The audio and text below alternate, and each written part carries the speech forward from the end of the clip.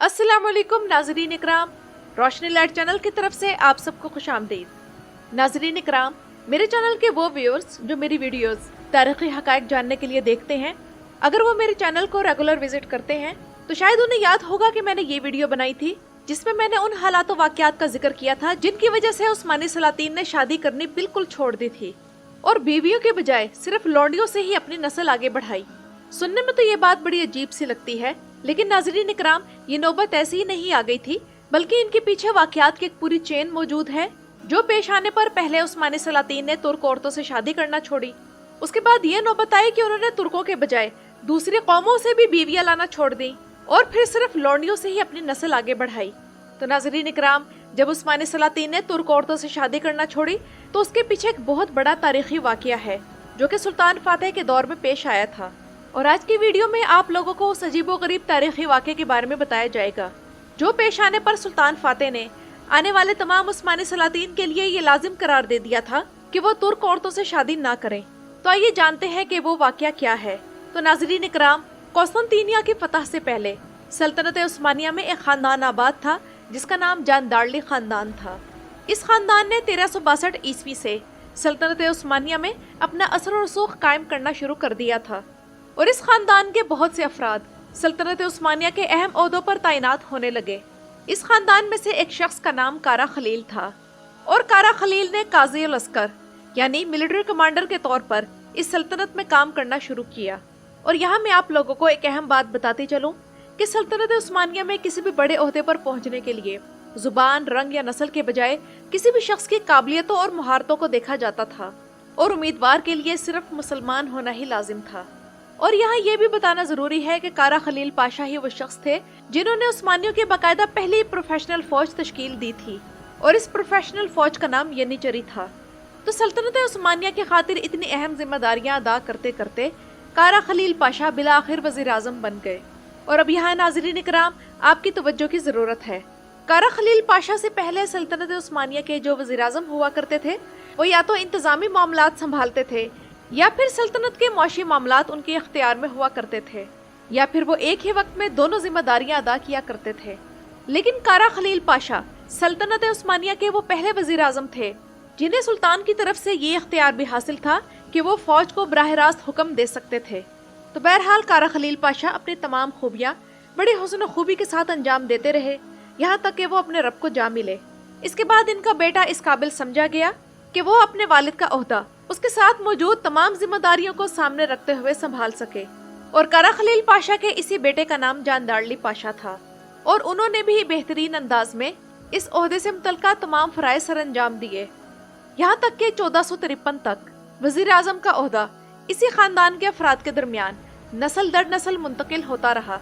इसी वजह से ये खानदान इस कदर ताकतवर और बाइख्तियार बन गया कि उस्मानी सल्तनत में उस्मान गाजी के खानदान के बाद जानदारली खानदान सबसे ज्यादा असर और रसूख रखने वाला खानदान था।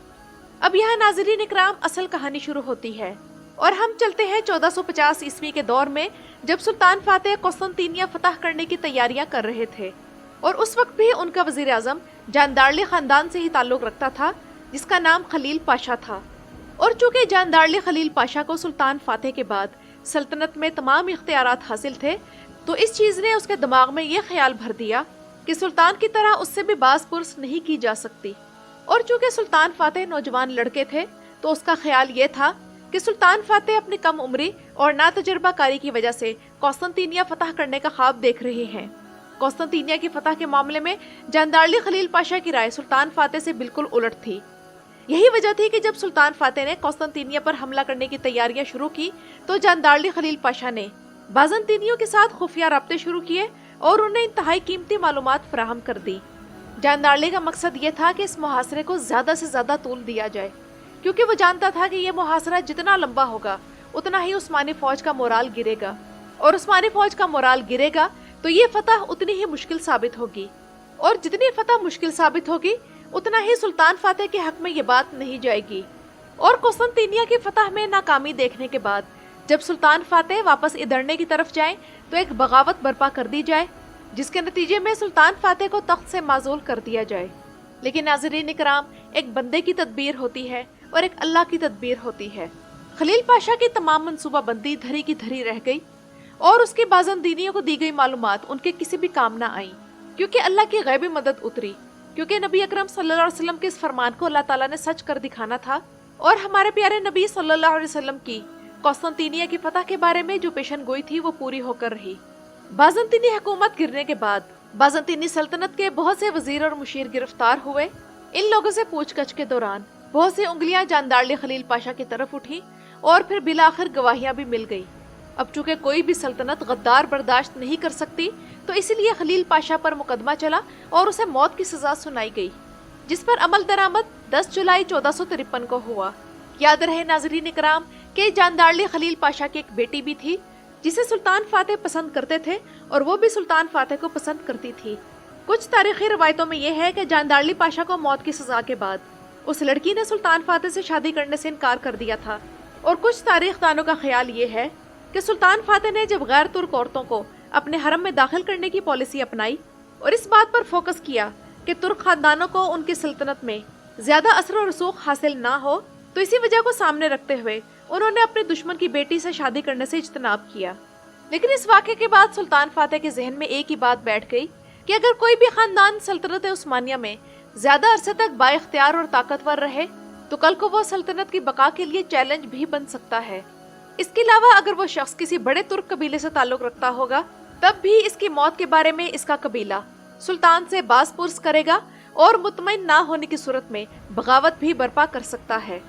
ये ख्याल जहन में आते ही सुल्तान फातेह ने हुक्म दिया कि सल्तनत उस्मानिया के वो तमाम बड़े बड़े ओहदे जिन पर तुर्क वजीर तैनात थे और वो वजीर बड़े बड़े बासर तुर्क कबीलों से ताल्लुक रखते थे, तो वो उनसे ले लिए जाएं। और दूसरा फैसला ये किया गया कि कोई भी खानदान किसी ओहदे पर ज्यादा अरसे तक नहीं रह सकता। और इसके साथ साथ नाज़रीन इकराम एक और अहम फैसला ये भी किया गया कि आइंदा से सल्तनत उस्मानिया के सलातीन ना तो किसी तुर्क औरत से शादी करेंगे और ना ही तुर्क लौंडियां इनके महल का हिस्सा बनेंगी, क्योंकि कोई भी तुर्क बीवी अगर वो किसी बासर तुर्क कबीले से ताल्लुक रखती हो और इंतहाई खूबसूरत भी हो, तो वो यकीनन सुल्तान की खास नजर करम रखती होगी। और उस लड़की का जिस तुर्क कबीले से ताल्लुक होगा, तो इस लड़की की वजह से वो तुर्क कबीला सल्तनत के साथ साथ महल में भी ताकत, कुव्वत और उरूज हासिल करता रहेगा, जिसमें वक्त गुजरने के साथ साथ तरक्की होगी। और अगर इस तुर्क लड़की का कोई बेटा हो जाता है, तो वो लड़की लाजमन सुल्ताना बनकर अपने तमाम इख्तियारात का जायज और नाजायज इस्तेमाल करने में आजाद होगी। और इसी तरह अगर इसका बेटा कल को सुल्तान बन जाता है, तो एक तो वो कबीला जिससे इसकी माँ का ताल्लुक होगा, वो अपने दुश्मन कबीलों का सल्तनत में रहना मुश्किल कर देंगे और यूं इंतकाम का एक ना खत्म होने वाला सिलसिला शुरू हो जाएगा, जिससे सल्तनत में इंतशार फैलेगा। जबकि अपनी वालदा की वजह से सुल्तान भी मजबूर होगा कि वो अपने ननियाल कबीले को सल्तनत में ज्यादा इख्तियारात, मराआत और ओहदे अनायत करे, जिसकी वजह से लाजमन सल्तनत उस्मानिया कमजोर होगी। जबकि उधर तुर्क कबीले भी लालच में आकर अपने कबीले की खूबसूरत से खूबसूरत लड़कियां चुन चुन कर उस्मानी सलातीन की खिदमत में पेश करेंगे। और सुल्तान का इनकार करना इन कबीलों को गुस्सा दिलाने का सबब बनेगा, क्योंकि वो इसे अपनी तौहीन ख्याल करेंगे। इसके अलावा सुल्तान को भड़काकर उनसे गलत फैसले भी करवाए जा सकते हैं, जिसकी वजह से महल में एक गेम ऑफ थ्रोन भी शुरू हो सकती है। तो नाज़रीन इकराम, सुल्तान फातेह का ये फैसला बज़ाहिर तो सल्तनत के हक में बहुत दुरुस्त था, ताकि इक़्तिदार सिर्फ उस्मानी खानदान के दरमियान रहे, ना कि तुर्कों में। इसी वजह से तुर्क औरतों से शादी पर उस्मानी खानदान में पाबंदी लगा दी गई। और उसके बाद ये फैसला किया गया कि अब से सिर्फ गैर तुर्क लड़कियां ही उस्मानी सलातीन के हरम का हिस्सा बनेंगी।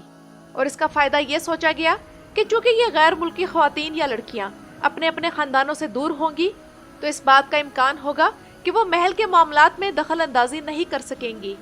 लेकिन नाज़रीन इकराम, वक्त ने यह साबित किया कि सुल्तान फातेह का यह फैसला भी उस्मानी खानदान के हक में कोई खास मौसर साबित नहीं हुआ, क्योंकि इन गैर मुल्की लौंडियों में हुरम सुल्तान जैसी लौंडियां भी शामिल थी, जिसने अपने बेटे के इक़्तिदार की खातिर सुल्तान सुलेमान आलीशान को अपने 4 बेटों के कत्ल पर मजबूर किया, जो कि हुरम सुल्तान के बेटे से ज्यादा इक़्तिदार के अहल थे। और सल्तनत उस्मानिया की किस्मत तो देखिए कि हुरम सुल्तान की बहू उससे भी ज्यादा जालिम निकली। और नाज़रीन इकराम, आखिर में ये बात करना चाहूंगी कि सुल्तान फातेह का ये फैसला इस लिहाज से भी गलत साबित हुआ कि इस फैसले से पहले सुल्तान के बेटे सुल्तान की नजरों में अपना मकाम बनाने के लिए अपने अंदर बेहतरीन किस्म की काबिलियतें पैदा करने की कोशिश किया करते थे। लेकिन जब से गैर मुल्की ख्वातीन सलातीन के हरम में शामिल होने लगी, तब से उनकी औलादों ने ऐसी कोई कोशिश करनी छोड़ दी थी और शहजादों के दरमियान खुद को बेहतर से बेहतरीन बनाने का जज्बा खत्म होता चला गया। क्योंकि नाज़रीन इकराम, तुर्क औरतें जैसी भी थी, वो बहादुर तुर्क कबीलों से ताल्लुक रखती थी और अपनी औलाद की परवरिश में अपनी जान लगा दिया करती थी। लेकिन दूसरी तरफ जब हरम में कनीजों और लौंडियों की बहुतात हो गई, तो वो कनीजे और लौंडियां गुलामाना ज़हनियत की हामिल थी। इसी वजह से फिर उस्मानी शहजादे भी अपने अंदर कोई खास काबिलियतें पैदा करने में नाकाम होते चले गए। तो नाज़रीन इकराम, ये थे सुल्तान फातेह के इस फैसले के पीछे के हालात व वाक़यात। आप लोगों को आज की वीडियो कैसी लगी मुझे कमेंट्स में ज़रूर बताइएगा। मेरे चैनल पर आने का शुक्रिया। अपनी तमाम जिम्मेदारियाँ